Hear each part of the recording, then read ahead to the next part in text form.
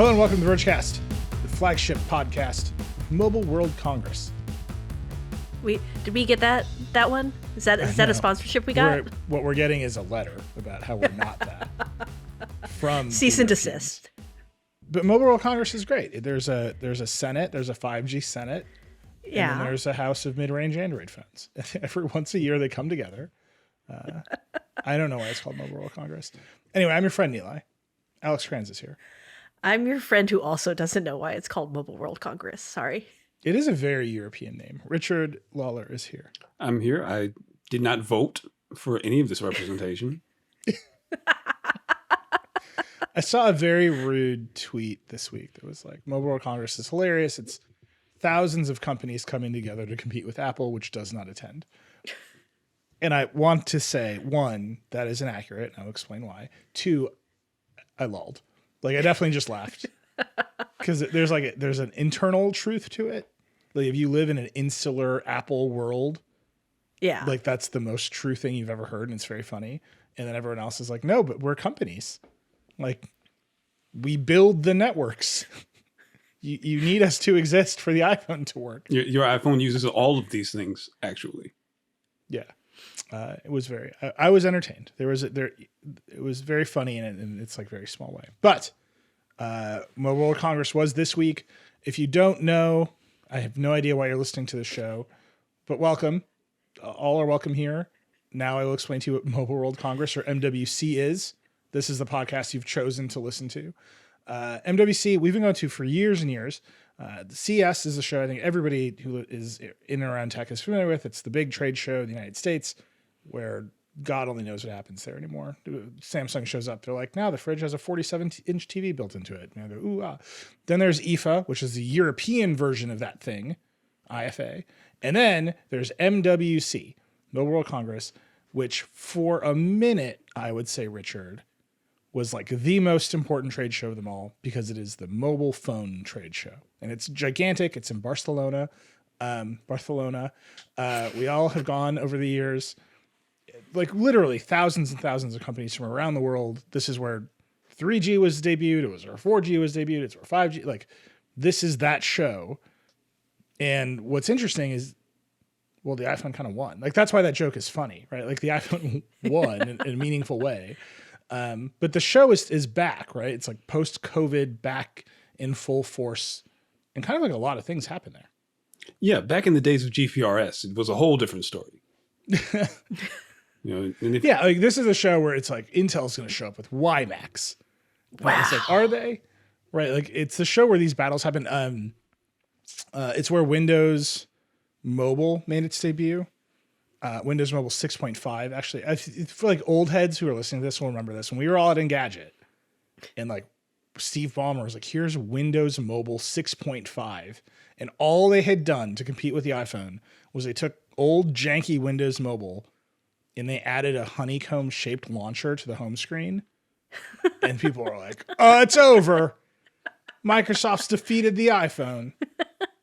Like that's MWC. There's been a number of amazing Sony Ericsson. The history here is great. Like again, if you're an old head, a lot of amazing things have happened in Barcelona. The list of things that did not work is something that we could go on for literally hours. But what we saw this year, John Porter was there at the show at MWC. He handled all of these phones, some of these laptops, these other mobile devices. He noticed a trend of seeing kind of the things that you could see in future phones. Each phone kind of had its own distinctive thing. We had something like this. HMD now makes these phones that they call Nokias. So they've got this G22 that costs less than $200, and it's designed specifically so that you can fix it. You could replace the battery, they say, in around 5 minutes. You could swap out the screen in under 20 minutes. And they're going to have a partnership with iFixit to sell replacement parts. So if that's something that you've been looking for, I want a phone that I can actually work on myself, replace, and keep for probably as long as the software updates keep going.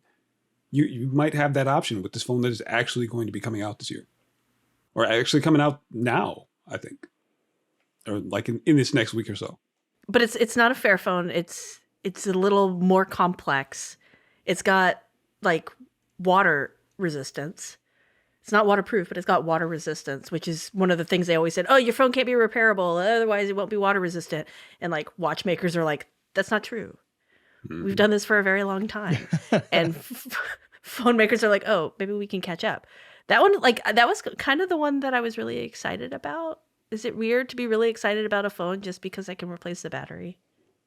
Yeah. I mean, at this point, replacing the battery on the phone is like a deeply political act, right? You're like, you know, like if you made the movie Pump Up the Volume again in 2023, right? Instead of broadcasting pirate radio, Christian Slater would be in his basement, like doing an iPhone repair kiosk.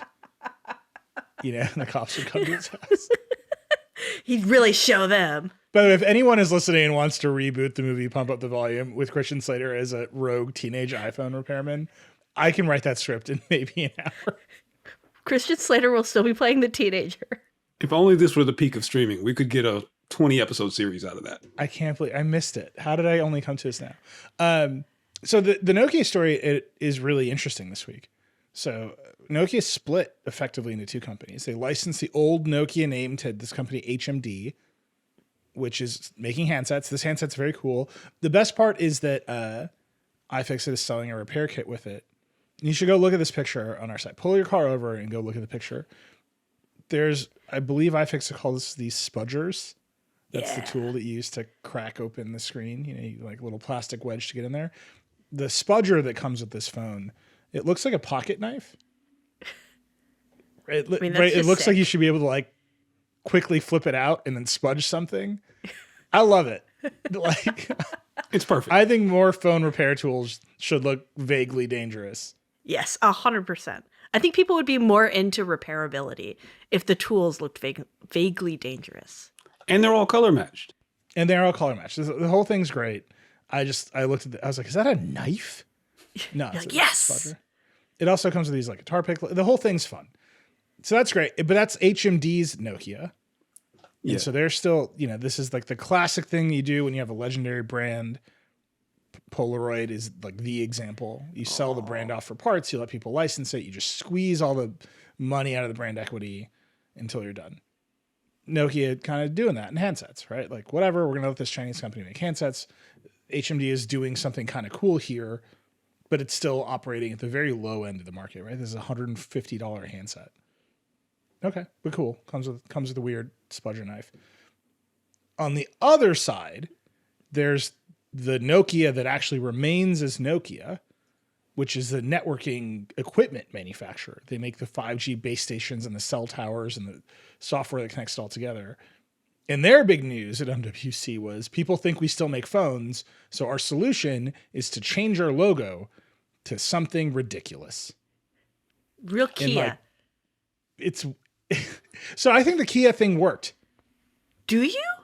So, in case you don't know, Kia changed their logo, and now people are trying to Google the KN car that they're looking for. Nokia, the 5G equipment company, changed its logo. Yes. And then what we all immediately started talking about was Kia, the car company, which admittedly is just a confusing transition, but makes perfect sense. Because Kia changed its logo, I think, last year to something much more angular and stylish. And everyone thinks it says KN. So then we have run stories, other people have run stories that people see the cars. They think the cars look cool because new Kia cars, a lot of them look cool. And then they start Googling KN car. I'm telling you, this is a gigantic victory for Kia, right? Like in the boardrooms of Kia, when they were like, did the logo redesign work? They're like, yes, everyone is talking about our logo. And now if you know something about cars, you are waiting to jump out of a bush when someone's like, what's that KN car? To be like, that's a Kia. And then you have a 5-minute conversation about their logo. Like I'm telling you, this all worked. The earned media for Kia off the charts. Everyone's talking about Kias, the Kia logos. I'm assuming they do not like talking about the Kia boys, the gang of TikTok thieves that's figured out how to steal Hyundai and Kia cars very easily. That seems like a less good outcome for them. This is true, by the way. It's Kia Boys with a Z. We've written about that. I think we talked about them last week, didn't we? We did. Anyhow, so the Kia logo, I think, like worked really well because it was like a consumer. And you can probably argue with me about this. I would absolutely argue with you because I rode in one of those Kias with the KN, and I was just like, what off-brand nonsense is my friend bought for a car, and now I'm sitting in it, and am I going to die? To be fair, that's what people have thought about Kia for a decade. Yeah, I was like, why did she move from Kia to whatever this is? She's got the worst taste in cars. And then I think like Andy or someone wrote the story, and I was like, oh, she's just with Kia still. I messed Okay, up. maybe it's not a dub for Kia. See? You see what I'm saying? It worked. It's seared in your brain. And now the next time someone's like, what's a can car? You've got a whole story about Kia to tell. Yeah, and now they you've suck. talked about Kia for 5 minutes. And we did on the podcast. And now Nokia, which is not the company that makes Nokia phones, although there is the company that makes Nokia phones. There is another company that is still Nokia, that is the old Nokia, that does not make phones and wants people to know that it does not make phones. And so they did not change their name to something that is other than Nokia, which is still on phones that are coming out now. They just changed the way the logo looks. To make it look more like the Kia logo. No KN. Go look at it. They've removed most of the vertical stems from the letters. There's no other way to describe this logo. Like, imagine the word Nokia, and then be like, what if we just remove most of the vertical lines, save for the I? Yeah. So you get something that looks very much like Voxia. And it's going to be printed on cell towers around the world, because that's what they make. They make cell towers and software and like quarter zip fleece vests, like enterprise stuff. And you're not even going to get that moment where like, that car looks cool. What's KN, and Google it. It's just going to be like, what is that weird enterprise company? And you're going to continue riding the escalator at the airport. It looks like, when you're watching a movie and the alien picks up their little alien phone and they start typing to other aliens with their alien language. It looks like the alien languages. That's what they were going for in Finland. They're like, our language. Yeah, they're just like, we don't want you to know. Don't worry about what our name is. I liked your pronunciation, though. That feels like the right pronunciation. It's very Finnish. Anyhow, that was like the other big news. It's like the biggest story is like Nokia rebrand. It was like the first thing was announced. That was not the then biggest there's the news. phone. Not the most important news. All right, what else you got, Richard? The Motorola Riser. The only phone that we want to discuss from MWC. It is not called the Riser, or it has not been called that yet, but it should be. Everyone agrees Motorola showed off rollable screen devices. We saw a laptop and we saw a phone from Lenovo. Both using the same technology, neither one with a release date or a price or anything like that, but they look like real devices, look like something that we could see in the near future. So this is a thing that Lenovo does on the regular, right? So the short version of the history here, Motorola was a company that existed. Then they tried to compete with Samsung. It didn't go so great. Then Google bought Motorola in order to regain some control over the Android ecosystem. Then Samsung made the software on its phones so ridiculous, this is a true story, that Andy Rubin at CES was like, what are you doing to my precious, precious Android? Bring it back to reality. And Samsung said, we'll do it if you sell Motorola and don't compete with us directly. This is a true story. So then Google sold Motorola to Lenovo, and then later on bought HTC, and that's fine. It gets a little weedsy there. But ever since Lenovo has bought Motorola, they roll out kind of like on the regular, like pretty interesting concept devices, both laptops and phones, to show that they still have hardware chops. And then some of them come out and some of them don't. So they show off this phone, which we will discuss whether or not it is called the Riser. But they show off this phone that is so cool. So it's a rollable phone. It's not a foldable phone. So it's a little more squarish, Richard. And then when you unlock it or you go to watch a YouTube video or something, the screen rolls out. It extends to become 16 by 9, which is just cool as hell, in my opinion. Yeah, like it goes IMAX mode, essentially. Like suddenly you have an ultra wide screen now to watch your videos or whatever, just when you need that extra space on the laptop. If you want your spreadsheets and everything on the screen, and you got to see all your rows. Okay, now I need extra space. I think we talked about this a couple weeks ago, where we said on the plane you're gonna extend your super tall laptop screen. Yeah, they're chasing that market. They are following exactly what we're saying. But the phone is something that in your pocket it's just going to be the same as any other phone. But then suddenly when you need some extra space, there you go, and it's not super thick or has a hinge necessarily like we've seen from these foldable phones. And at least from the demos, it looks cool. Yeah, it looks really cool. When the screen is retracted, because it's a rollable, it's curved around the back. So you can use the rear of the screen as like a selfie camera with the rear camera, which I think rules. And then you can get like status updates and all this other stuff there. This is the part of the phone cycle now where it seems like the hardware technology of rolly, bendy, flexible screens is not yet mature. It's obviously not shipping in any particular volume outside of Samsung, but it's mature enough that we can see what the product should look like, and the ideas are getting a little more sensible, as opposed to, I don't know, a couple of years ago when we're like, which way should the phones fold? And the answer was like exactly one way, and it's whatever Samsung wants, right? But now it's like, oh, this is a lot cooler. Like I can see this thing where it's like a more compact than a regular phone, but then you turn it sideways to watch a YouTube video and the screen rolls out. That just rules. Like, Yeah. that's awesome. Yeah. This feels like the phone that I would want to own. Unlike a lot of the Samsung ones all feel like drawbacks. It's either like, okay, you have a little fat square that'll not fit in your pocket particularly well, or you have a really long skinny square that will not or you'll have a really long skinny rectangle that won't fit in your pocket particularly well. And this looks like it will fit a little better, but also just be cooler, and you'll feel like a fancier person using it. And I think it's where they're getting the win kind of is that this seems like something that will feel cool to use. And they've brought back the Razr, which was probably the coolest phone of all time by a percentage of the phones that were available versus the Razr at that time. It was by far the coolest, cooler than anything else has ever been. The revamped foldable screen Razr, which they're going to bring out another device and might bring to the US, hopefully, hasn't really recaptured that. But this rollable screen, it kind of gets there. Yeah. So everyone is calling this thing the Riser, which does not appear to be its official name. They didn't give a real name. Motorola's calling it the Motorola Rollable, which is fine. I mean, it rolls right off the tongue. Motorola. Yes. Just try saying it. Hit pause on the podcast Motorola right now and just go Motorola Rollable. Look to your partner. Just say it. We'll wait. Right in the eye when you say it. Motorola Rollable. It's great, and I love it. The Riser is a cooler name, and so they should go with that. Then, on top of that, as Richard was saying, Motorola did a couple of years ago put out a rebooted version of the Razr phone, the classic Razr, as a folding screen mid-range Android phone. Mm-hmm. Do y'all remember this? They went nuts with this launch. They influencer parties, LA, they were like, we're back, baby.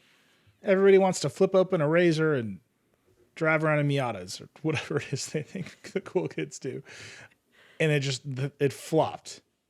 Like total flop. Like it was a bad phone. I mean, they ran into all the problems that every mid-range Android phone runs into, which is the carriers loaded it with bloatware, the processor was slow, the camera was mediocre, and it didn't have iMessage. It was a Verizon exclusive at first, wasn't it? I think so, yeah. Hate to see it. Well, also wasn't like the display was kind of crummy on it too, if I remember correctly. Like the one it was just a bad phone. Yeah. Like, all the money was in the folding, and I don't think that they quite understood that the target market for extremely fashionable phones also cares a lot about iMessage. 100%.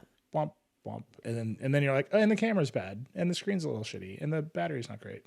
So they're making a third version. Are we on 3? I think so. I think this will be number 3 or 4. I don't know. I've lost count at this point.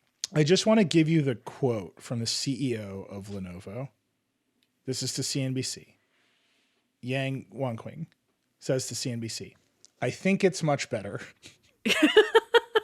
That's some confidence. He's willing to go on the record saying that. That's real confidence. Just, how is the phone? I think it's much better. Not, I know. Hedging his bets. That's a real rim. We've got like 2 more Blackberries to release type of vibe. So then we went and asked Motorola. One, Motorola officially refers to the CEO as YY. Oh, wow. 2 Ys. Great. I mean, I can't get enough of that. And then they said, we're committed to the foldable space, dedicated to expanding the Razr franchise soon. Stay tuned.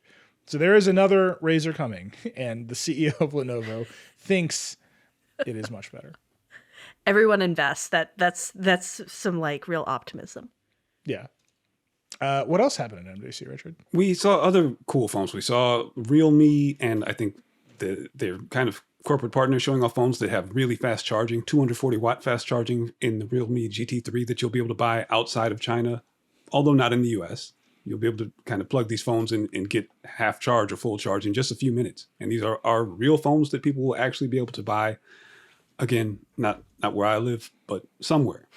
We saw OnePlus with its active cooling phone that they say takes several degrees off. So when you're doing gaming on your phone, it won't overheat. Which everyone's always doing. Of course, it's a problem we've all had, and they finally fixed it.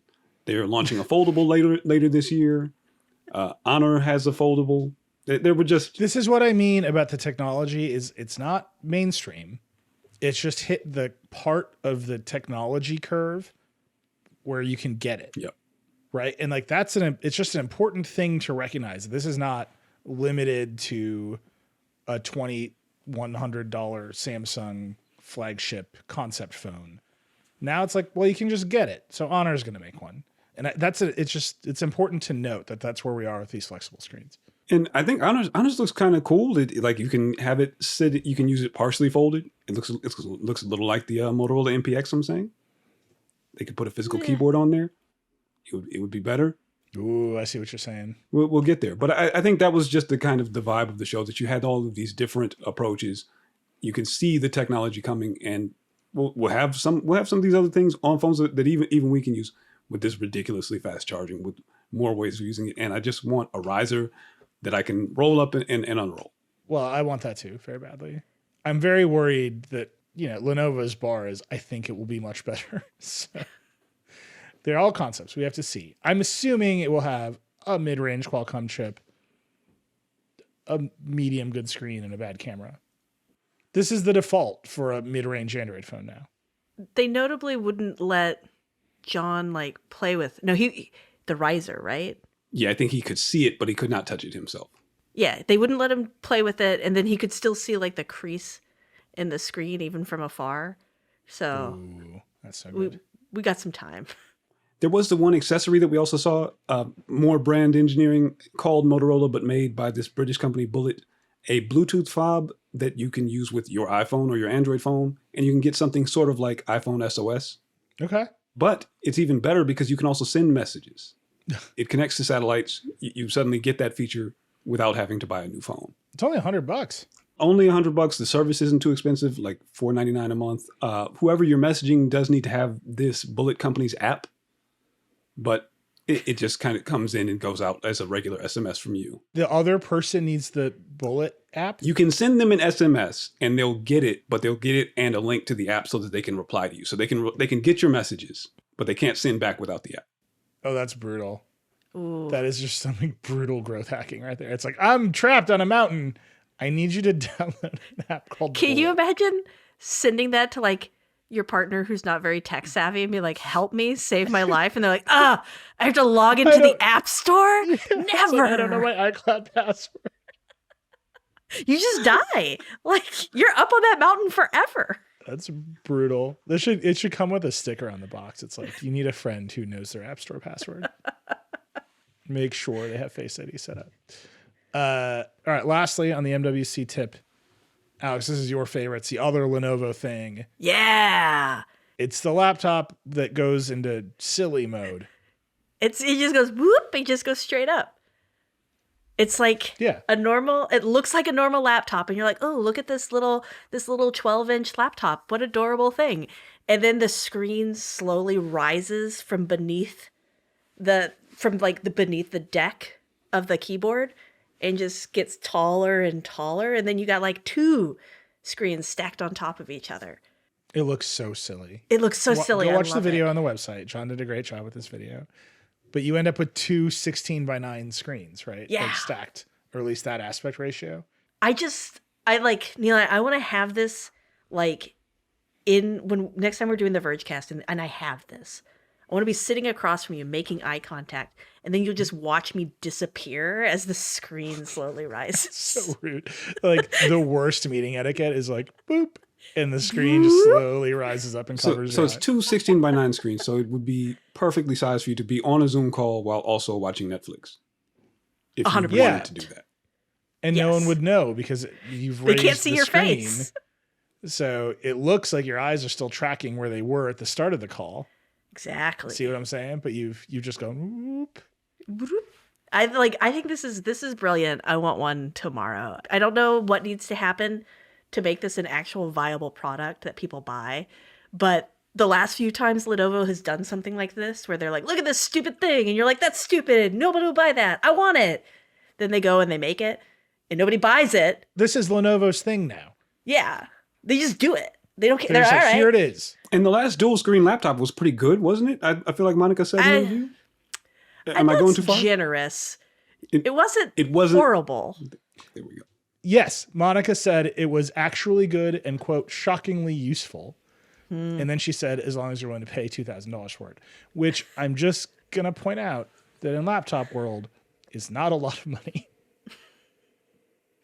She's like, it's shockingly useful for this amount of money, which, again, for a high-end laptop is like the normal amount of money. So I think there's a little qualifier in there. I wouldn't buy it. But, like, I would respect other people who did. I don't know if I'd respect them, but, like, I'd appreciate hanging out with them. Yeah, I just love that Lenovo does this stuff. Like they're the one company now that I think reliably ships the wacky concepts. The dual screen laptop with keyboard in the front. Come on. Who else is doing that? You think Tim Cook is doing that? No. Samsung used to do that. Now they're like, whatever, it's orange. That's as far as they go now. Lenovo is still in the game. I appreciate that about them. And that's what a trade show is for. That's why we go to MWC. So like look at wild stuff and think, okay, like 5 years from now, this might be the mainstream thing. It's not because we think any of this will actually happen. And I say this because I'm still scarred from when Steve Ballmer introduced Windows Mobile 6.5 with a honeycomb app launcher. And we were like, this is never going to happen. And we were inundated in the Engadget comments for months saying that we were biased in favor of Apple. Sorry, that was like 2007. You're in their pocket. I told you so. Fully I told you so. And now Nokia is dead. Nokia is dead. That's what happened. There's a direct line from that moment to whatever the Nokia logo is now. That's your NFT moment. I get it. Exactly, Richard. I'm holding on to it forever.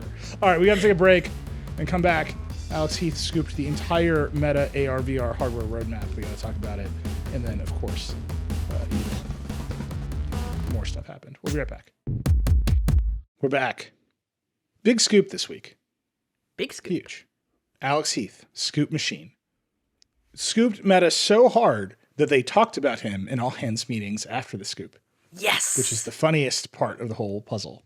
That's when you know it's a good scoop. I can't tell you what I know. I just know that in many meetings at Meta after Alex scooped the roadmap, they talked about Alex, which is very good. Subscribe to Command Line. I think he's going to have some of that gossip in Command Line this week. I was like, this is what the people pay for. It's not the scoop, it's the gossip. 100%. That's what I pay for. Anyway, so Heath gets the entire AR VR roadmap out of Meta for the next 4 years. Along with like their insight, right? Like their insight into why they're doing this and how they're going to do it. Yeah, and Meta has been through, like, I would say, a weird period. They laid a bunch of people off. Mark Zuckerberg's under fire for focusing on the metaverse. The Quest Pro is behind me over there. That thing has not been charged in weeks and weeks now. Quest Pro came out, lots of hype. Zuckerberg is like doing virtual kickboxing with Joe Rogan, trying to tell people the metaverse is here. The product is not good. The Quest 2, in my opinion, is a superior product to the Quest Pro. Because it's more accessible, it's cheaper, it's just value for dollar, right? You get more value for dollar in the Quest 2 than the Quest Pro. And then Horizon is just a mess. Just a full mess. And then Meta has layoffs and the advertising market's down. Apple's like done the ad tracking transparency thing. Tough times for Meta all around. So they have this like roadmap presentation of AR and VR and what they're going to do. And importantly, Alex, why they're doing it and where they think the money is going to come from. Yeah. It's fascinating. Because I think we so often just get these roadmaps. A lot of times when these kind of leaks happen, usually it's just like here's some documents showing the roadmap. And in this case, we get so much insight into what they're doing and their plans that I think was really, really helpful. Even if it does showcase like an optimism that I think is extraordinarily foolish. Well, so let's start with the one piece of the puzzle that I think all of us have been curious about. Yes. They said they have sold nearly 20 million Quest headsets to date. That's Quest 1 and Quest 2, although I think Quest 2 is the vast majority of that. That's not bad for a games console. Yeah, that's like pretty solid. The number for the Nintendo Switch, which is now officially the third best-selling console of all time, is 122.5 million. It's a lot. Yeah. Obviously far more than 20 million. But in context, I think we all thought that the Quest 2 or the Quest was smaller. Yeah. Well, I think my question is kind of how does that break down among the generations? But the Quest 2 unquestionably sold pretty well. I know a lot of people, we all kind of know people have seen them around this past Christmas who got Quest 2s. The 20 million number, there are estimates that say the Xbox Series family is around 20 million. That's a VG Charts number. If you know, you know. Not totally reliable, but probably not that far off. So it's a decent number for the hardware. But the thing that was in the article that I kind of didn't understand is they're saying that the Quest 3 is going to be at least a little bit more expensive. Oof. So how do you get people to pay more? What exactly are they going to put in it that people are going to pay more for? Right. Or are they going to try to continue to grow the market, right? And say, okay, it's the Quest 3 now. They already raised the price of the Quest 2. Right. I mean, this is like the classic problem. Like, are you trying to get everyone to upgrade? Are you trying to get 20 million people upgrade and you think that your whole market is 20 million people? Or do you think the market is 100 million devices? You're going to keep supporting the Quest 2 and you're going to go try to get the next 80 million people with the Quest 3. I don't know. I think they don't know. I don't know that you can get 20 million people or, you know, another 80 million people, whatever, with the Quest 3 because it's more expensive. The get for the Quest 2 was its affordability. It was that perfect blend, which is why I think they were talking in the roadmap. There's plans for another device that's going to be cheaper, that's going to hit that sweet spot while also kind of like maximizing the VR capabilities. I've heard this before. It was called the Sega Saturn N32X. I don't think that worked out very well. So here's a quote. Meta says they're on the third year of Quest 2, and the newer people that are coming in, the people who bought it this last Christmas, they're not as into it as the ones who bought it early, which kind of makes sense, right? The early adopters are into it. The early adopters are going to use a lot. People get it as a Christmas gift. They're kind of going into an ecosystem that is mature. Horizon is not the thing. Right. It's games. Like the thing is a games console and you need great games every season. I don't think the Quest had great games. So the Quest this year. So the Quest 3 is going to hit with 41 new apps and games, including some new mixed reality stuff. There's going to be pass-through that works really well. This is the mainstream headset that's coming. What I would put around the context I would put around that 20 million number is Microsoft sells 20 million of the Xbox Series consoles, and they're like, this is a great business. We sell a ton of games. People love this thing. We should buy Activision because people are buying games and subscribing to Xbox Live, and they're right. They monetize that so well. Meta is like the new people who buy this aren't even like using it as much. So that entire secondary ecosystem that you need to make money off of this device does not yet exist for Meta. One thing that we've seen that they maybe are trying to expand that, the Battle Royale game, what is that, Population 1, or maybe I'm maybe a different one? Yeah. They're making that free to play, like Yeah. games on other consoles are, which is one approach. We saw it, obviously Fortnite is the biggest example, but that's one way that you can kind of onboard people onto it. You can say, okay, look, you get the headset, you can just play it with your friends who are playing it. You don't have to buy another thing. And then, of course, you start spending money on the in-game cosmetics and whatnot. I think we're seeing like Meta's misunderstanding of what their audience is, because Meta's so focused on building the metaverse and getting every single person you knows into the metaverse. They forgot that they've just really built a really good game console and they're in the video game business, and they need to be doing what Sony and Microsoft and Nintendo do, which is focus on making really good games. And instead they're like, no. We're going to go and we're going to do the Quest 3. And yeah, it'll be a little bit more expensive, but it's going to blow your socks off. And as we saw happen with Sega, as we saw happen with the PS3, those tend to be kind of like, if not boondoggles, certainly not successes. Wait, the PS3 was a huge success. They lost a lot of ground to Xbox that generation. Yeah, they lost a ton of ground. But it was still like, it still grew the market for games. Like, It grew the market for games, but it didn't grow. Like, the people going and buying the PS3 already owned a PS2. It wasn't like a whole new audience. And Meta's right now needs to be building a whole new audience. And instead they're like, no, we want to just go build cool hardware, which I, as a hardware lover, I respect, but like, oof. It got better once they revised it and made it not look like a Foreman grill. And then they started selling more when they made it slim and they made it cheaper. that's the one that I have. I have the one that you can run Linux on, and Same. Oh man. It's like, this is my jam. You can kill someone with that thing. It's huge. It's huge. It was heavy. It was hot. It was ridiculous. The whole thing. Fine. And people can argue with me about whether PS3 was a huge success or not. Whatever. Ancient history. Here, I'll make the same comparison, the same point you're making, Alex. I agree with you. The better one is the Xbox One, where Microsoft was like, here's what we did. Ooh, that's a good We made it point. Windows PC for your living room that you can play games on. And now we're going to talk about how much of a Windows PC it is. By the way, it also has an IR blaster to control your cable box. And everyone's like, where's the games? And they're like, no, don't you want to run Windows in your living room? And that was a disaster. That's a good point. Right? Like, that's where Microsoft lost all the ground, where they had remember that E3 where they talked about everything with video games? Everybody was so mad. People were mad, and the people who were maddest were the people who were mad at me. This is just showing me airing old grievances. This is the best episode of Vergecast ever made. I was like, nothing with an iron blaster ever works, and everyone got mad at me, whatever. But I was right. The end. Yeah. The NVIDIA Shield, that first one had an IR blaster, and now we're on what? 5th gen? Yeah. Boom. And boy, has the NVIDIA Shield taken the world by storm. There will be 17 revisions of the Quest 3 before they kind of get it right, probably.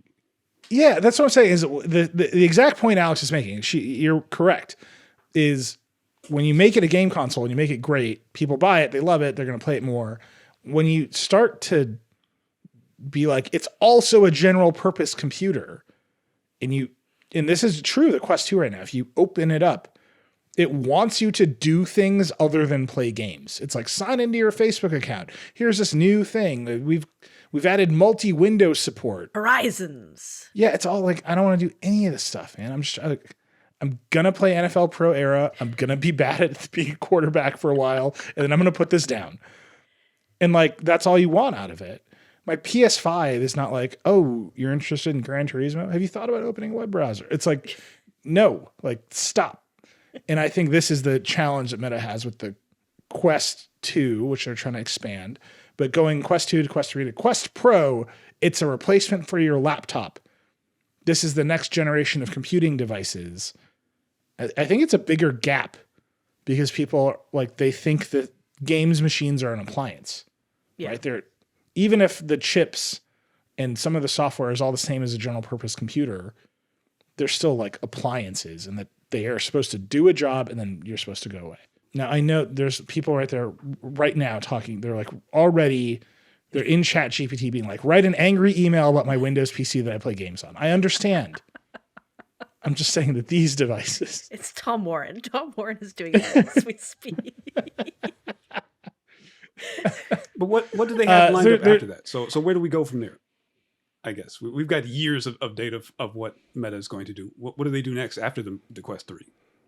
So that's the Quest line. That's the VR side of this, right? They're going to Quest 3, and then at some point there's a new Quest Pro they talked about. It's like a weird product. I think they got to figure that out. They didn't talk about that very much.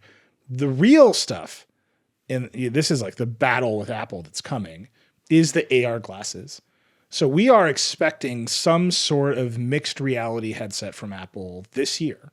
And we're expecting a virtual reality headset with cameras. It does pass through. That's mixed reality. Very expensive. $3,000 and up from Apple, developer tool. I think we're expecting it around WWC. This is the rumor. I don't know anything about this. This is what the people say. Meta is doing something very different. So in 2025, they're going to release a new set of smart glasses, like the ones they've already released with Ray-Bans, that just sort of like have a screen in them. So like the North you can get notifications. glasses? So like what North was doing there for a while before they got sucked up by the Google machine. Yeah.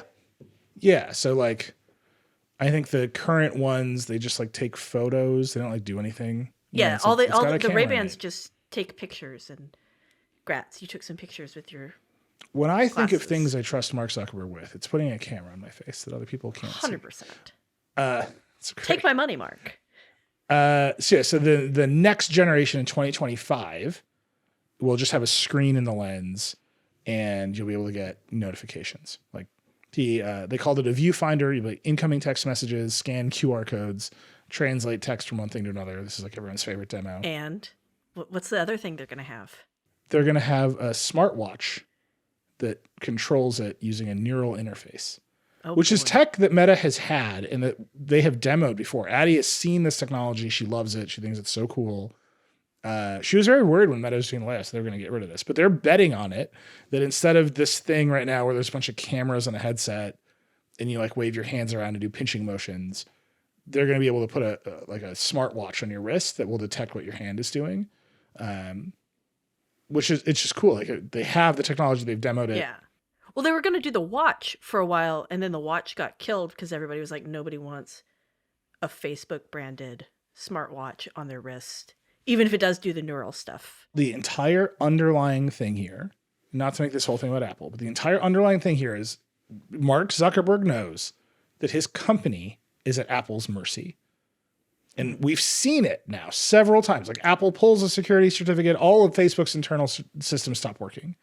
Apple decides it doesn't want Apple decides it wants ad tracking transparency. It puts up the prompt. People say no. Facebook's business goes away.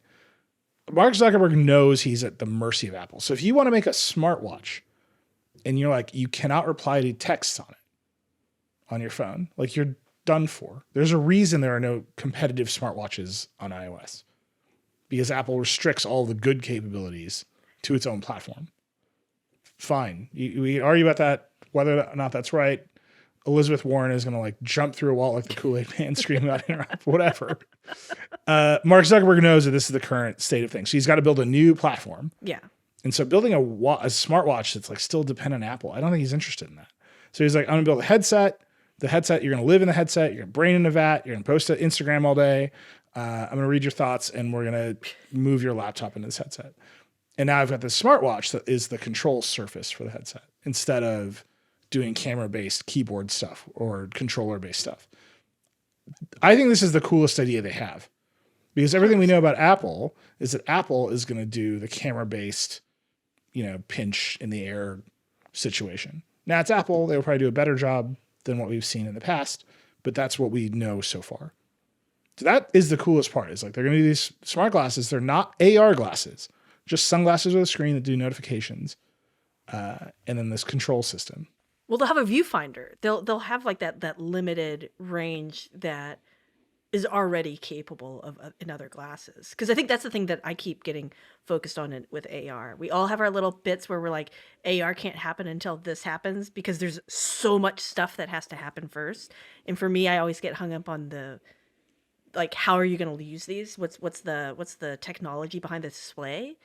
And in this case, it sounds like they're going to be using kind of robust technology that already exists, which is those little like tiny lasers and the whole reflective apparatus that North does. Just to like define the terms here again. When we talk about AR, I think what you and I are talking about is you look through a pair of glasses, you have like perfect field of view. Mm-hmm. The glasses see that you're looking at a tree and you get like the little label that's like pine tree, right? Yeah.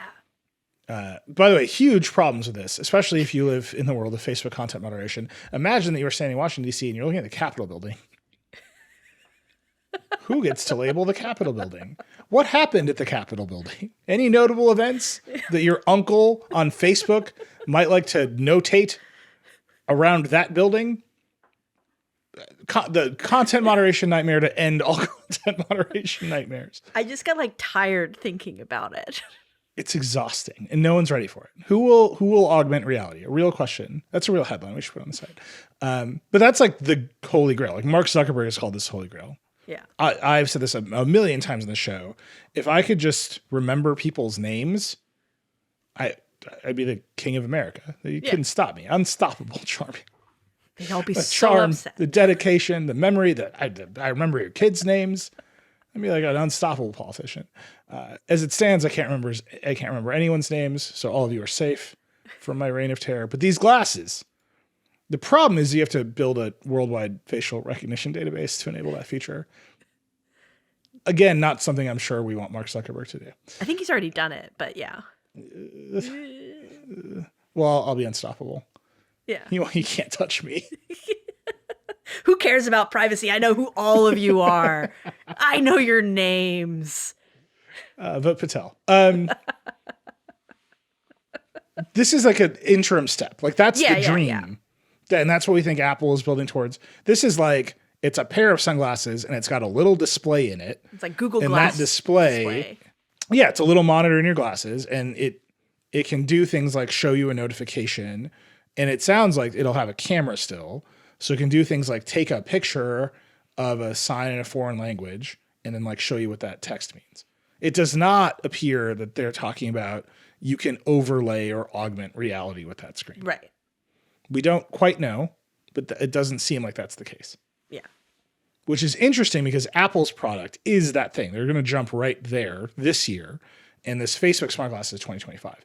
Now, Facebook is then going to do its first true pair of AR glasses, codenamed Orion, internal launch in 2024, so next year, and then a public version in 2027. So we'll see. That's a long way out from Apple. And this is what we're talking about, like it overlays holograms onto the real world, like the demos that Mark showed off, I think. No, because Apple's still doing pass-through. The problem is nobody's figured out the display technology to actually do AR. So the hack right now is to be like, look like a wiener, wear a giant headset on your face, and the cameras will pass it through and process the information. So like that's Apple's plan for the foreseeable future. And no, you're not seeing, the thing is, there's not a lot of movement in the display technology space to suggest that something cooler is on the horizon, right? Like you would normally hear you'd hear little bits of that at like SIGGRAPH and other places, and we're not hearing that yet. So it's just like, okay, this big breakthrough that we need to happen for true AR hasn't happened. And everybody's like finding hacky ways into it. Yeah. Somewhere there's like a waveguide engineer listening to Alex right now, like shaking his fist, being like, I'll show you. But that's what they're promising with this Orion thing, is that they're going to do these high quality holograms. In 2027, Orion will do the high quality AR. That's Sure. Meta's roadmap. Allegedly. That's their projection for Sure. when they'll do it. We'll see. And they'll have an internal prototype in 24. So next year. So between their internal prototype and actually consumer launches on this roadmap, 3 I'll years. just write a stub for the internal tests have been delayed until 2025 right now. Just get that ready. But Alex, you're right. That stack of problems is really hard, right? And we've gone through it many times on the show, but I'll do it one more 100%. time. You need glasses on your face. The glasses have to contain a camera, enough cameras to see the world around you. You have to pass all the information from the camera onto a computer that can recognize what you're looking at, go out to the internet, figure out what it is you're seeing, figure out what to augment reality with, send it back to you in like zero latency, or process all that locally. You need a battery that can run all this all day, and you need a display that's thin and optically transparent enough so that they're just glasses and you're not like with a large enough field of view that it feels like reality is being augmented and a postage stamp isn't. Yeah. This is not a solved problem. Like every part of that is 0% solved. Well, maybe not zero. Every part of that is way less than 50% solved. Like even the part where it's like you want to go out to the cloud computing center and like identify the tree and send it back to you with zero latency. That was the whole point of 5G. And like, does anyone want to trust that to the current state of 5G networks? I was in New York City last week. I pulled 35 down on AT&T 5G Plus. Ooh, you are not allowed to augment reality. Like that is it's already a horrible experience. There's something coming for that. Stay tuned. We will have a report. There's something coming. That may be like 40% solved. The 5G part? No, the latency part. It's not 5G, unfortunately, which did not do what we promised. Is it Comcast 10G? Maybe. It's not Comcast 10G.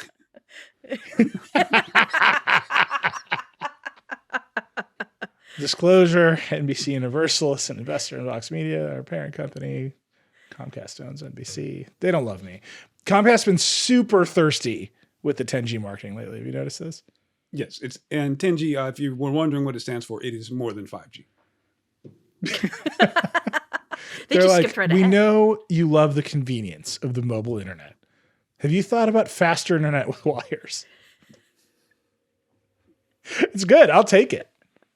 Liam, I think, are you upgrading to 2 gig internet at home? I know you're talking about it. Still thinking about it. The second I can, I'm doing it. I don't care what you say. I can't even use all of what I have now, but I kind of want to be a monster and just say I have a 2 gigabit internet connection. Yeah. Do you know how many horsepower your car actually needs? It's like 50. Has that stopped anyone in America? When you look at the horsepower of cars from the 90s, like what a Probe turbo came with compared to what everything has now, it's like a joke. But I recently cut the cord. I got in touch with Comcast, and they had to kick TiVo one more time on the way out. I asked them what I needed to do with my cable card, and they said, "Oh, we don't get a lot of questions about those." Yeah. Wow. You still had a cable card? What was your cable card plugged into? Oh man, this is like the greatest hits Vergecast right now. We've done Windows Mobile. We got TiVo on the show. Richard's debugging a cable card. I was super right about Windows Mobile. I just want to put that out. IR blasters. All right. We're going to talk about boxing next. Let's go. Oh my God, the Boxy Box. I went to that party with the Suicide Girls. How was it? I was like, this is too much. I was like, but the thing doesn't work. The girls just dancing, holding it. It's a great launch party. Avner and cool guy. It was really fun. It was just very doomed. We had a lot of Boxy Box coverage in the early days of the Verge. We got to take a break. We're going to come back. We got to talk about Elon. We got to talk about AI. There's still much to discuss. And we're going to do it all by controlling the Vergecast with our neural smart bands. We'll be right back. All right, we're back. We've promised Liam and ourselves that we will get through this week in Elon quickly so we can talk about AI. This is self-care.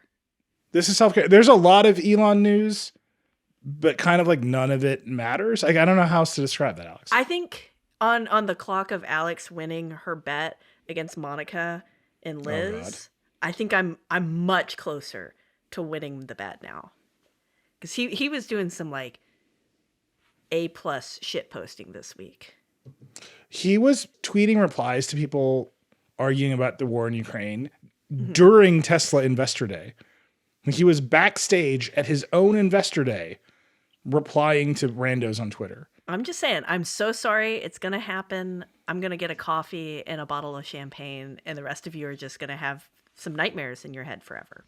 I very much like not acknowledging what the bet is. People can just guess what it is. You can It's guess. Fine. All right, let's go through the Elon headlines. He laid off more people over the weekend, including Esther Crawford, who's a woman who very famously was sleeping on the ground. It was going to be like the head of Twitter blew his product. She got laid off along with a bunch of other founders from companies Twitter had acquired who had accelerating vesting schedules, bigger payouts because of their stock and so on. More cleaning house. He apologized. He said it was necessary. Twitter financially quite dicey. Like, we don't know what's going on there. There's a lot of rumors that he's picked a new CEO. The CEO, Esther Crawford, slept on the floor by herself in a sleeping bag. The guy they think will be the new CEO of Twitter, he just moved in with his wife and newborn baby and is sleeping there. Oof. No. So that's the level of commitment that Elon's looking for, is does your family sleep here as well? We'll see. Twitter has gone down a lot recently. It's been very slow. Errors are spiking. The main timeline just didn't work this week. Twitter also shut off its internal Slack, and employees went over a day without working. Just all fully ridiculous. Then all the things that we thought would happen when Elon bought Twitter have started to happen. And I don't mean he fired everybody and the site's not reliable. We didn't actually predict that part of it. Yeah. We predicted a bunch of moderation crises, and that is beginning to happen as well. So there was a report out of the Department of Energy that the Department of Energy with low confidence has decided that COVID leaked out of a lab in Wuhan, China. That's obviously, there's discrepancy with what the Department of Energy thinks compared to other parts of the government. This is an ongoing debate in the scientific community. Elon tweets about it, gets reprimanded in Chinese state media. It says, don't bite the hand that feeds you, in using a Chinese idiom. There's a huge problem for Elon. China is a huge market for Tesla. Like, he's got to keep that in check or leave China, right? Like the same way that, I don't know, the NBA gets in trouble for kowtowing in China. Like, Elon's got the same problem, only now he owns Twitter and he's addicted to it and he loves owning the libs. This is the problem. He has no one to just say no. Before that, it was the moderators at Twitter, and he fired them all. Well, he had a response to the SEC. He wanted to try and make up a little acronym for them, and he's complained about their restrictions on his tweeting. I feel like that's not going to go over well with the Chinese government. I feel like it's not going to go over with the Chinese government. Yeah. So that's Twitter. So just escalating chaos at Twitter, including now some of the problems that we thought we would see. And then there's Investor Day, which was, we are recording this on Thursday. You're listening to it on Friday. We all watched Investor Day on Wednesday night. It was very long. It's 4 hours long. Oof. I will say Elon's deputies at Tesla, by and large, all very polished, all very put together, very committed, very passionate. Elon looking like he just showed up off the street. Like, just rambling. Like, they kept dragging him out there to be like, now Elon's going to talk about robots. And he'd be like, here's a render of Optimus. And he'd say something like, yeah, I think it's pretty important. This could change the economy. And then he would look off into the distance and say, what does economy even mean? And then everyone would politely clap. And then they would like bring out the head of supply chain to be like, here's how we're going to make more cars. But overall, it was 4 hours. They announced nothing new, right? And they hinted at the new platform. Everyone thought we were going to see it. They hinted at cheaper cars. Everyone thought we were going to see it, but we didn't see it. And the stock price collapsed. It sounded to me like a long presentation of Elon's people telling investors why they're going to need a lot more money for the next period.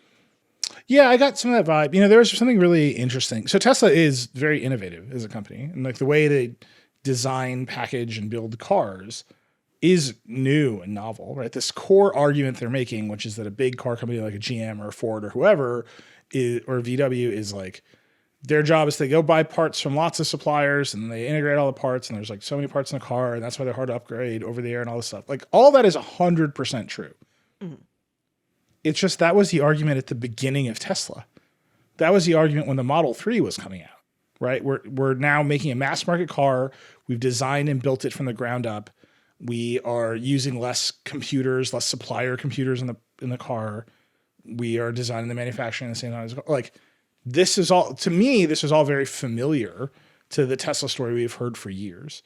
It's also really familiar to the story of every other kind of high-end EV startup that we are now familiar with. Like, when you go hang out with Rivian, they tell you a story about how traditional car makers are lazy and they don't realize the cars are computers. And then, like, you can get this from lots of places in the market. So there was just a weirdness to Tesla restating their core value proposition in that way, because it's for the larger part of the market, this is always what they've been investing in, right? It's Tesla makes better cars because it designs them differently, and it's much more of a computer company than a car company. But we are now at the point where Ford is like, we've done it. Like, we split ourselves into two divisions and we're going to act this way too. Like, that, there was just something weird there. It's like, it's weird to see Tesla repeating itself. Well, and I think this kind of reinforced a lot of investors' fear that he was spending too much time with Twitter and not enough time. He was tweeting during the investor day. Yeah, and so then he was like, I think Elon has definitely gotten to a point where he has forgotten that actually he does owe people things. He does, just because he's the richest man in the world on paper. Well, not anymore. Oh, he is again. He still has to, like, is he again? Yeah, he's back. But he's got a lot of other people that he has obligations to, and I think he keeps forgetting that because he's like, oh, I got to tweet, and it's real important, and the investors kind of reminded him. Yeah, I think there's a real world in which any one of the deputies we saw at Tesla yesterday, he could say, "You're the CEO now," and that might be a good thing. The same way, like when Shotwell's the COO of SpaceX, but very much in charge of SpaceX. He doesn't have that person at Tesla. He does not have that person at Twitter. Delegating. And he needs it. It's a hot management tip, fresh from Decoder. You should sometimes delegate some things. He did roll out the new master plan. It is about renewable energy. It's not really about building cars. He wants to increase the world's energy storage capacity. They have some new ideas about battery technology. Musk, Elon, he's like, this will need substantially less than 30% of all nickel on Earth, which is an incredible thing to say. It's just good. It's like, yeah, just a little I have a nickel plan. shortage. Don't worry about it. Don't worry. It'll be less than 30% of all nickel on the planet. It's like, yeah, you should set your goals high.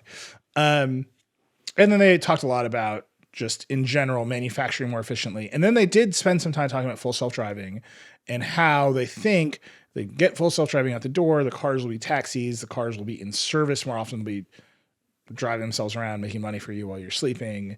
And that will go a long way to sustainability. That was a part of the whole presentation where I was like, what are the car? No, like we're a long way from there. Like as far away from that as we are from Optimus. And you've already promised it, Like- and didn't deliver it for several years. Right. We've heard it. I'm just thinking of the day where like you forget you left something in your car and you send your car out to be an Uber. And like your laptop's in there, your child, something. Your child. I don't know. I don't have a kid. I assume people sometimes forget them in their cars. Like, Look, if you get my car and Max is in it, it's actually the rates goes up. She's very entertaining. She will happily sing you any song from Encanto you want while you're on your she's way the to your MC destination. for the ride. She's got a little like bowler hat on. She's like, welcome. Yeah. Yeah. But yeah, like that's, She'll tell you that's any not- number of jokes about butts. She's very funny, very into them. She's 4. The whole thing, I think, kind of landed with a thought. It landed with a thought with the Tesla fanboys who were expecting to see a new car and instead got very long explanations of like, assembly efficiency in factories. And some of them couldn't get into the event. What, the whole Mars blog guy? Like, there were people who were supposed to be able to be there who suddenly couldn't. Yeah, but then they tweeted Elon and they got in. Of course, because customer service is what he does now. That's his whole job. Delegate, sir. So that's Tesla. There's some other AI news this week that I want to talk about briefly. There's this new filter on TikTok that Jess Weatherbed and Miyasato wrote about. It's called Bold Glamour. So normally a new filter on TikTok, not a huge news moment. These are really interesting for 2 reasons. One, TikTok rolled out a new set of tools for filter creators that use AI tools, that in particular GANs, generative adversarial networks. We've covered these a lot on the site. Basically, you point two networks at each other and make them fight. So what this thing is doing is actually replacing faces. So before, TikTok would like make a 3D model of your face, layer the fake eyebrows on it, and then layer that over your face so you could break it really easily. It was very obvious that this is a filter. This is actually replacing your face. So it's like deep faking you. Yeah, it's really hotter weird. you. It's like smart in like uncanny ways. So it knows a more feminine face from a more masculine face. On more feminine faces, it puts like loads of eye makeup and contouring. On my face, it just like smooths my skin and makes my jawline straighter, which is really annoying because I look amazing in eye makeup. And I would Yeah, just give it to everybody me. Just looks like, let me better. have it. Like eyeliner improves all faces. I look fucking amazing in eyeliner, and TikTok won't let me have it. It's very annoying. I'm sorry. So Jess and Mia wrote about it. They talked to some experts in the field. It's obviously GN. And we assumed that TikTok was just like happily to confirm this information. They rolled out the filter tools. They rolled out the first party filters. People are going crazy for them. It's fairly obvious what's happening here. It is very impressive. I encourage you to go try it. And TikTok is silent for a full week. Just like won't even respond to the emails. Why? Like, why? Like, it's utterly bizarre. And then when you start looking around at the other media coverage, and Fox News is out there being like, this is psychological warfare on young women. NBC News called it terrifying. And it's like, TikTok just doesn't want anyone, like they're already in so much trouble and people want to ban TikTok so bad that they're out there being like, we've created deep fake filters that put makeup on young women. Like they're going to get kicked out of the country even faster. It's like totally weird corner of the culture war. It's super, because these filters have been pretty common for a while now, right? Like the filters that make people slightly more pretty. China's been doing that for years. Your phone, if you bought a phone in China and you took a photo of yourself with it, a lot of times you'd be like, "Oh, I didn't remember I put on eyeliner today," because the phone would just add it for you. So this is like very, very common in other cultures, in other places, and in America, where suddenly everybody is now thinking about this in a way that a lot of places, particularly Fox News, wouldn't normally think. Fox News is not really the place I go for really insightful commentary on representation of gender. No? Just not my first stop. And now they're like, yeah, it's a culture. We're being destroyed from the inside. I was like, well, welcome to the struggle. Have you looked at your own desks yet? There has been a lot of coverage on the right, and I'm trying my best here, Alex. I'm trying. There has been a lot of coverage on both sides about social media and young women in particular, 100%. like recent coverage about the depression. And like, this is part of it, right? Yeah. Is people see the filters, they think the filters are reality, or they want to look more like the filter. There's been a wave of plastic surgeries to look more like Instagram filters. This is all real. And now you got a filter that doesn't even look fake, right? It looks super real. Mm-hmm. That's the difference here, I think, and why it has struck people here is that it actually works really well. Yeah.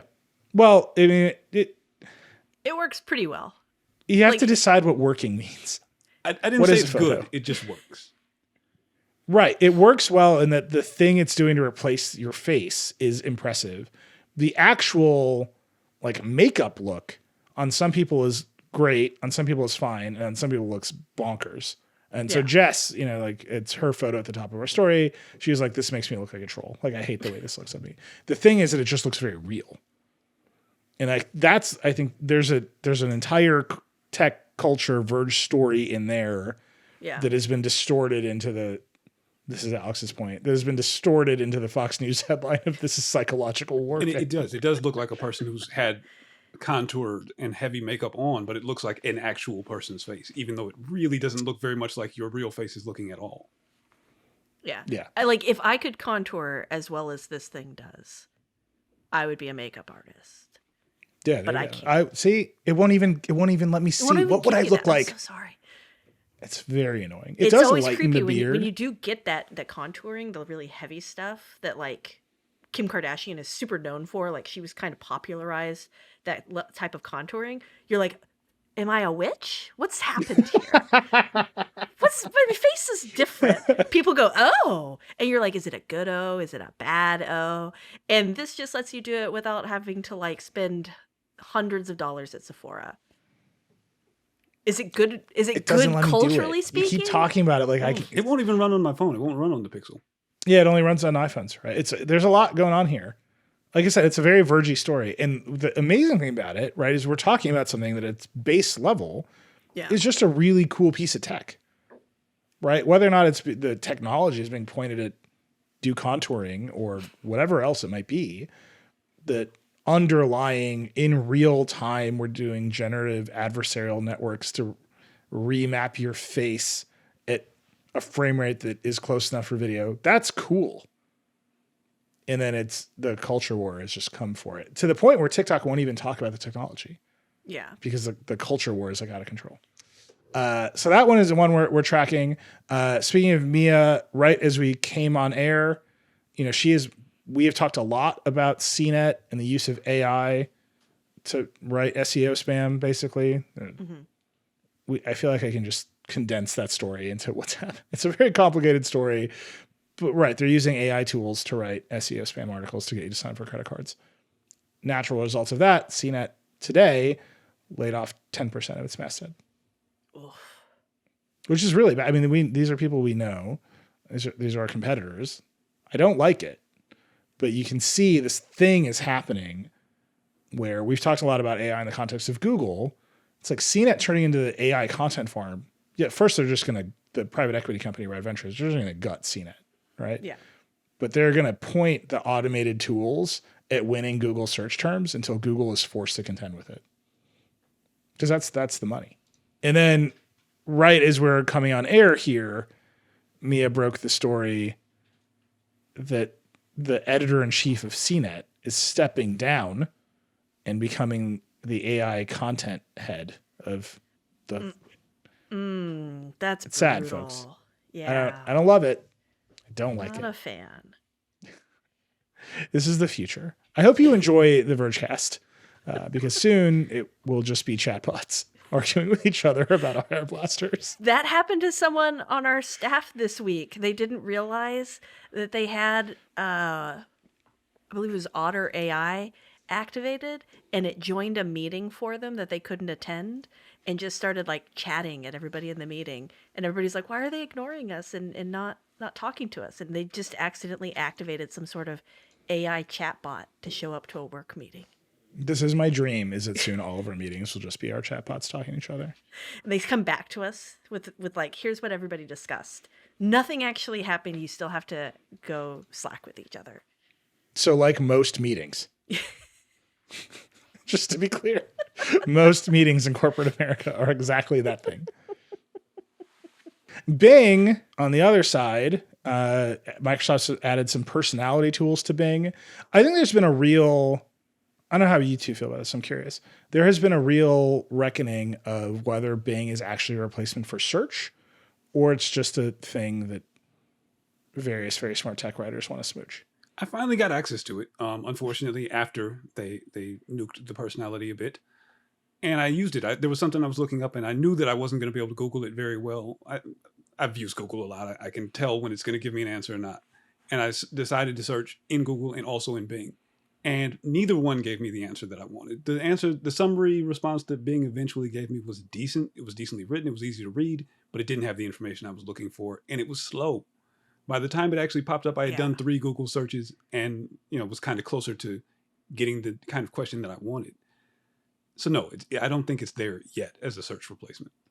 It's improved versus ChatGPT, because in both of them I just asked who I was, and ChatGPT was like, she works at Laptop Magazine, and I was like, oh, that's a while back, folks, that's a while back, and like the Bing one gave me it was like, oh, it made me sound fancy. I felt very great for a day, but it still struggles with like the searches I do want. Like if I'm thinking about, oh, I want like what's the best kind of pants or whatever, I don't want to go and search that on Google because it's all SEO spam.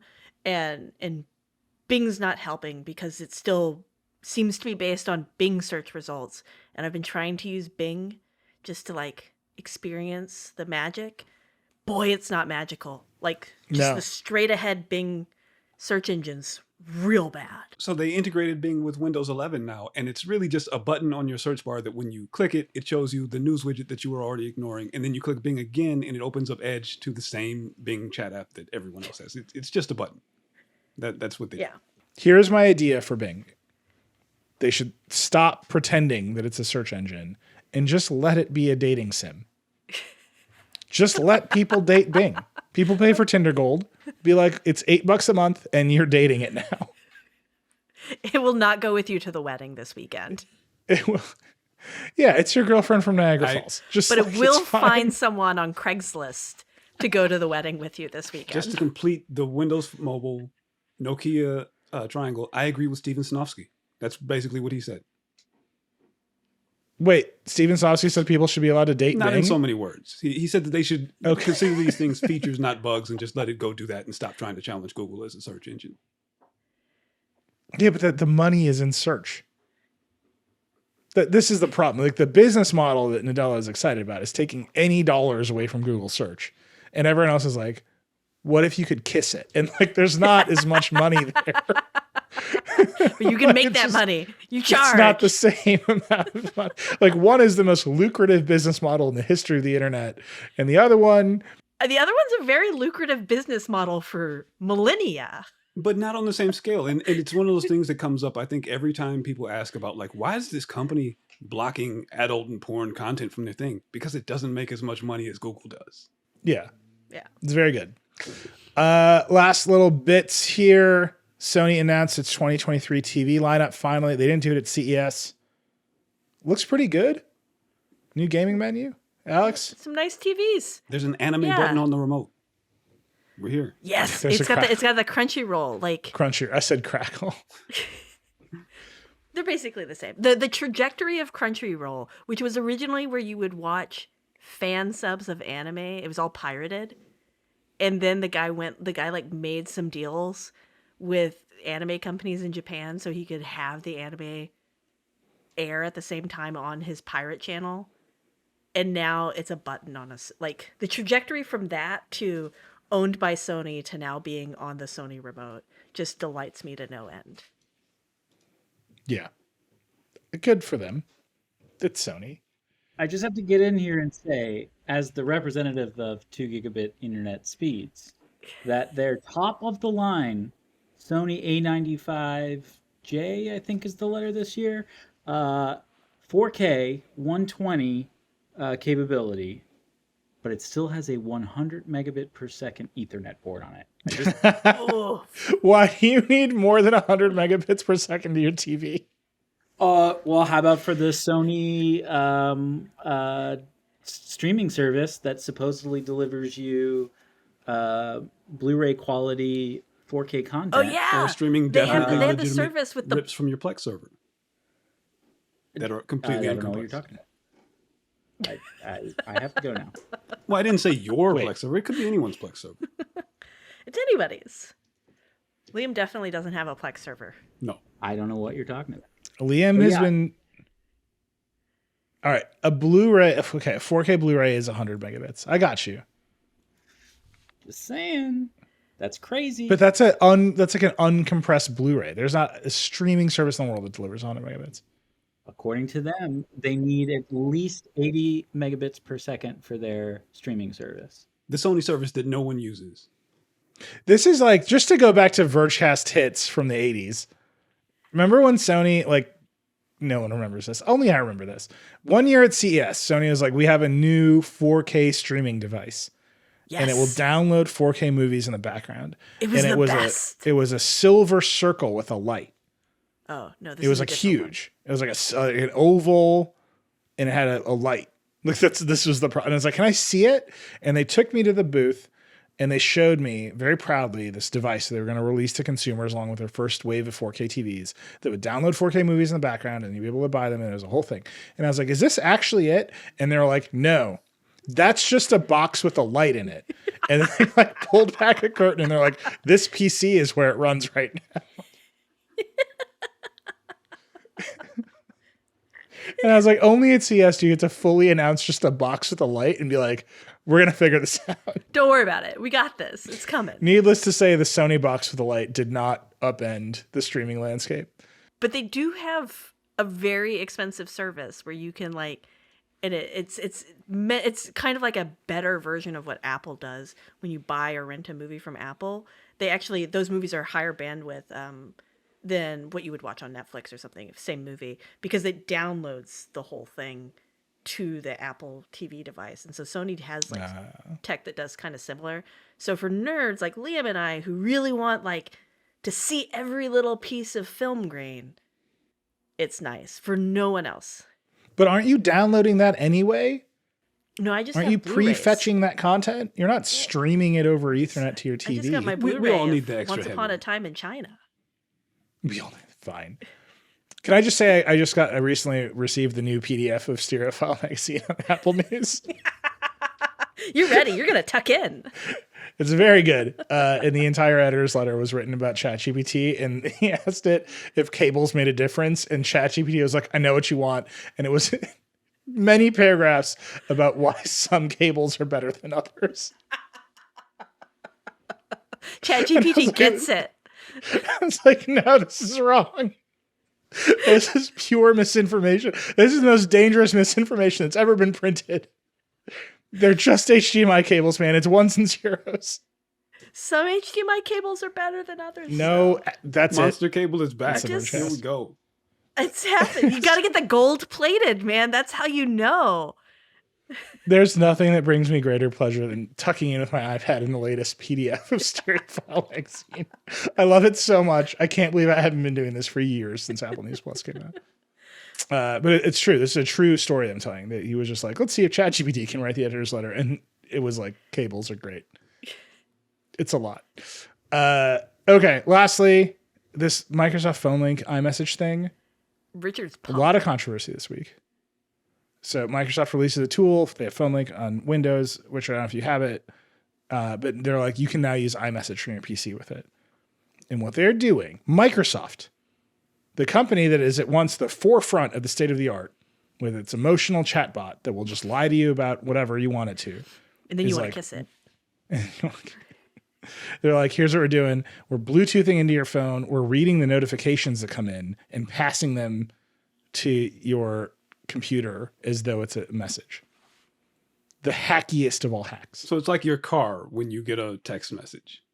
Yep, they're using the exact same pass through, right? There's a little notification standard, and you can send them back, right? If you have voice integration in your car, you can usually send a text back out, and then iMessage will decide if it's an iMessage or a text. Microsoft using the same tool. But is that not the hackiest hack that has ever existed? I love it though. Like they were like, no, we're going to do it. Apple won't give us the tools. So we're going to just, one of the largest companies in the world is just going to hack it. But Apple is letting them, and they're friends now. You can get your Apple TV app on Windows. It's all cool. Everybody's cool. You just can't get real iMessage on Windows. That's all. Everything but iMessage. The thing that keeps you on the iPhone forever. Never leave. It's true. Elizabeth Warren, well, again, about to jump through the wall like the Kool-Aid man. Interoperability, she screamed. That's the Vergecast, everybody. We've gone over time. Liz is coming if anyone for wants us. to draw me a cartoon of Elizabeth Warren jumping through a window screaming interoperability, we'll run it. I'll put it on the website tomorrow. Just keep that in mind. You can send them to Alex. She's at Alex H. Cranz on Twitter. Richard is at RJCC. I remain at Reckless. I check it once a day and retweet funny jokes. So that's how I'm using Twitter. You can also call us. We're 866-VERGE11. Alex, what happened on the Wednesday show? Okay, so the Wednesday episode, I actually can't tell you. It's going to be something really special. People are really going to be excited when they get it in their feed. The Monday episode, we've been doing this really great series called Solo Acts with Ashley Esqueda.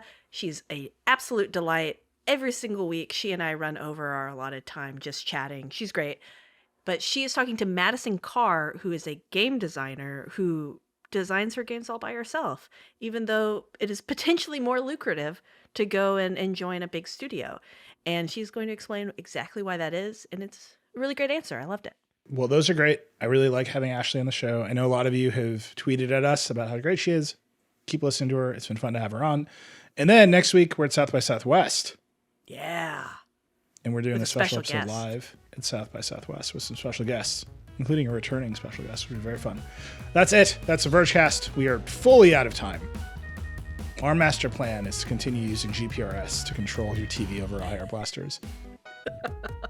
Please tell us if you just want us to make entire episodes about how we were right in the past. Richard's NFT special is coming for you. That's it. That's Vergecast. Rock and roll.